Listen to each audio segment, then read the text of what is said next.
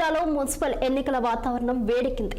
ఇప్పటికే ముగ్గురు మంత్రులు ఉమ్మడి జిల్లాను చుట్టి వస్తూ పలు అభివృద్ధి సంక్షేమ కార్యక్రమాలకు శంకుస్థాపనలు సమీక్షలు చేస్తున్నారు. ప్రధాన ప్రతిపక్షమైన బీఆర్ఎస్ పార్టీ సైతం ఎన్నికల సన్నాహక సభలాగా సర్పంచ్ల సన్మాన కార్యక్రమం నిర్వహించింది.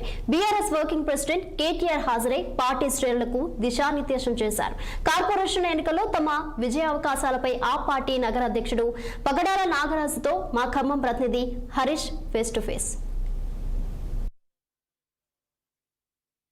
ఉమ్మడి జిల్లాలో పర్యటిస్తూ పలు అభివృద్ధి సంక్షేమ కార్యక్రమాలకు శంకుస్థాపన చేస్తున్నారు. అటు ప్రధాన ప్రతిపక్ష పార్టీ అయిన బీఆర్ఎస్ కూడా పర్యటన మొదలుపెట్టింది. బీఆర్ఎస్ రాష్ట్ర వర్కింగ్ ప్రెసిడెంట్ కేటీఆర్ ఇటీవల కాలంలో 7వ తారీఖున జిల్లా పార్టీ కార్యాలయంలో సర్పంచుల సన్మాన కార్యక్రమంలో ప్రసంగిస్తూ మున్సిపల్ ఎన్నికలకు సిద్ధం కావాలని, యువతకు అవకాశం ఇవ్వాలని, కొత్త రక్తాన్ని నింపాలని చెప్తూ ప్రసంగించారు.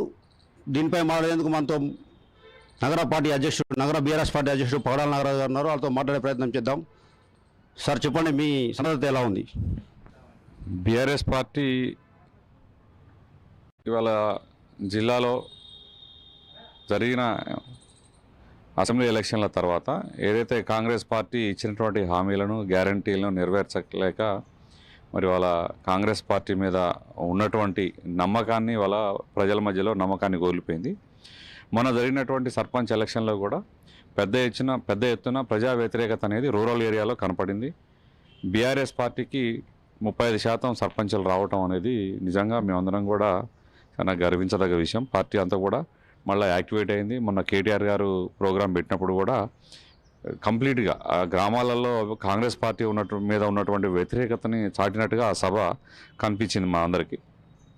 అట్లనే కేటీఆర్ గారు కూడా మరి ఏదైతే మున్సిపాలిటీ ఎలక్షన్లు ఏదైతే ఉన్నాయో, మున్సిపాలిటీలు కావచ్చు, కార్పొరేషన్లు కావచ్చు, ఏదైనా యువతని తీసుకురండి, పార్టీలు మారిన వాళ్ళని మీరు అంత పెద్దగా పట్టించుకోవాల్సిన అవసరం లేదు.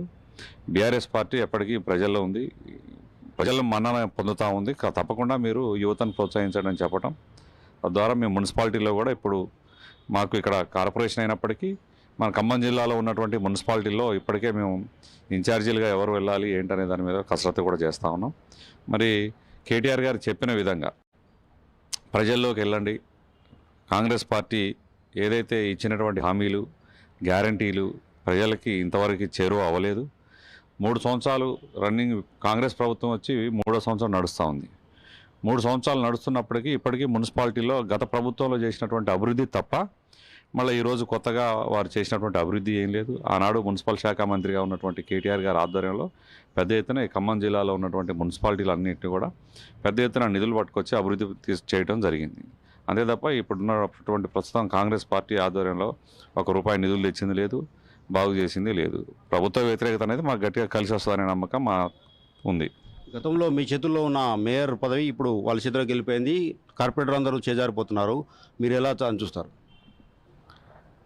కార్పొరేటర్లు పార్టీ మారటం అనేది సహజం. అది ఆ పార్టీలోంచి ఇటు, ఈ పార్టీలోంచి అటు మారడం అనేది సహజం. ఫైనల్గా ఓటు వేయాల్సింది ఓటరు, గెలిపించాల్సింది ఓటర్ తప్ప పార్టీలు మారినంత మాత్రాన అక్కడ నాయకులు ఉండకుండా పోరు.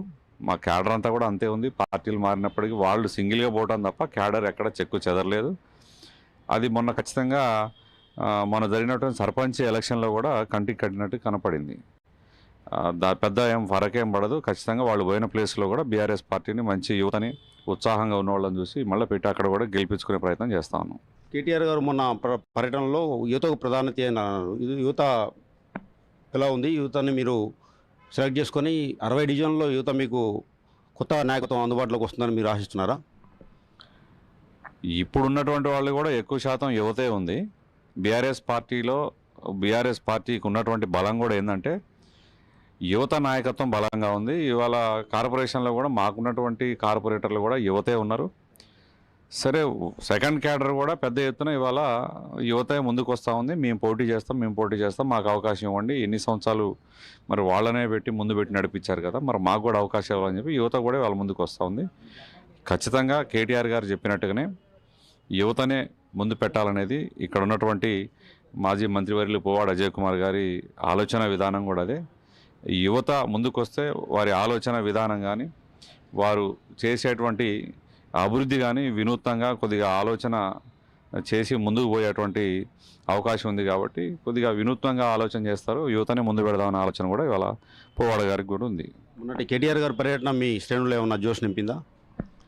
తప్పకుండా 100% మనం సహజంగా మీటింగులు చూస్తూనే ఉంటాం. మేము కూడా అధికారం ఉన్నప్పుడు కూడా మీటింగులు పెట్టాం, కేటీఆర్ గారి ప్రోగ్రాములు పెట్టాము, మంత్రులే పెట్టాం మీటింగులు. సహజంగా మనం మీటింగ్కి డివిజన్లలో నుంచి ప్రజల్ని పట్టుకొచ్చి కూర్చోబెట్టగలుగుతాం, కానీ మీటింగ్ అయిపోయేంత వరకు కూడా మన చేతిలో ఉండదు. వాళ్ళు మధ్యలో లేచిపోవటం, మంచినీళ్ళని కొంతమంది, టైం అవుతుందని కొంతమంది లేచిపోవటం సహజంగా చూస్తూనే ఉంటాం. మరి అట్లాంటిది మొన్న జరిగినటువంటి మీటింగు అసలు జనం విపరీతంగా విసికేస్తే రాలన్నటువంటి విధంగా, అది కూర్చున్న వాళ్ళు కదలకుండా 4 గంటలు అయినప్పటికీ సభ పూర్తి అయ్యేటానికి ఒక్కళ్ళు కూడా లేవకోకుండా అట్లనే కూర్చొని సభని చూడటం అనేది నిజంగా ఇంతమంది జనం వస్తారని కూడా మేము ఎక్స్పెక్ట్ చేయలేదు. ఆ జనం వచ్చిన దానికి మేము ఒకటే అనుకుంటున్నాం, ఖచ్చితంగా ప్రజా వ్యతిరేకత అనేది కాంగ్రెస్ పార్టీ మీద స్టార్ట్ అయిందనే దానికి ఆ సభ నిదర్శనం అని చెప్పి మేము భావిస్తాను.